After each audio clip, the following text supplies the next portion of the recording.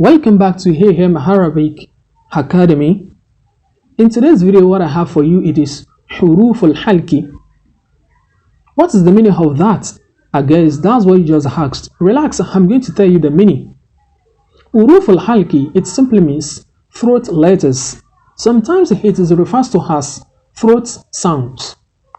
Throat letters can be divided into three parts. We have the upper part, we have the middle part, and we have the bottom part. I'm going to teach you how to pronounce these letters more accurately, and I'm going to teach you how to articulate their sounds more properly. Throat letters, they have 6 in number. We're going to talk about those ones that have been produced from the upper part of the throat in this video, and in a subsequent video we are going to talk about those ones that have been produced from the center parts, that is the middle parts, and the lower parts of the throat. Are you just joining us for the first time? I urge you to subscribe to my YouTube channel and follow me on Facebook. You are not going to regret it. Now let's talk about those ones that have been produced from the upper parts of the throats. The 2 letters you have on your screen, they are the letters that have been produced from the upper parts of the throat. The first one, it is called Alif. Alif, that is the name of the letter. Alif. Alif. Alif. You will find some certain people referring to these letters as Hamza. It is incorrect. When this letter it is written like this, it is called Alif, not Hamza. If you look at that letter very well, you will realize that there is one thing at the top of that letter. It looks like a slant U. Let's take for instance, it is that slant U that is being written alone without that one under it. That thing that looks like one under it. Let's take for instance, it is this upper part that it is written alone without that one under it. That is when it is referred to as Hamza. But whenever it is written like this, the lower part and the upper part, they are written together like this, it is referred to as Alif, not Hamza. Alif. Alif. Alif. And the second one, it is Ah. Ah. Ah. Ah. Ah. You will find some certain people calling this letter How. How. It is quite wrong. It is not How. The name of the letter, it is not How.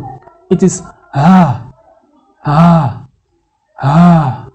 Ah. With a bit of elongation. Ah. Ah. Now let's talk about how to articulate their sounds.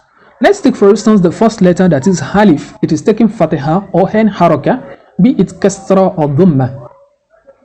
The sound it produces, it is Ah. Ah. Ah. Ah. Ah. If you pay attention, you realize that this sound it is coming from the upper part of your throat.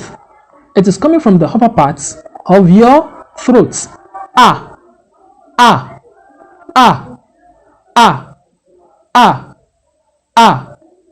Ah. Ah. One thing you realize that whenever you produce these sounds, you don't allow the ear to pass through your vocal cord. Ah. Ah. Ah.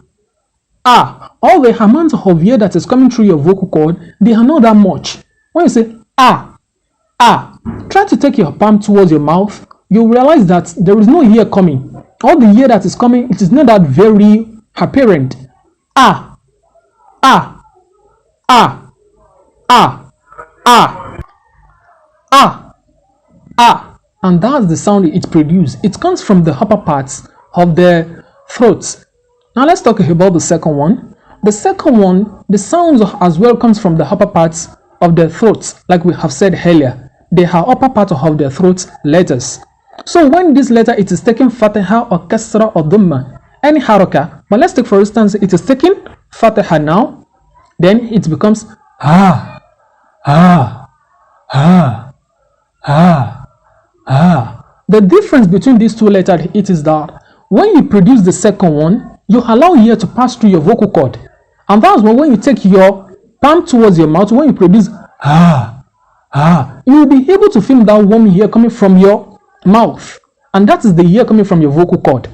That's the difference between the 2 letters. The difference between the 2 letter sounds. The first one, it is ah. You don't allow air to pass through your vocal cord. But the second one, when you produce it, you allow it here to pass through your vocal cord. Ah, ah, ah, ah, ah. So when we say just like we can find it in the word abada, abada, abada, abada. Abada simply means never. Abada, habada, habada. And when we say the second one, just like we can find it in the word the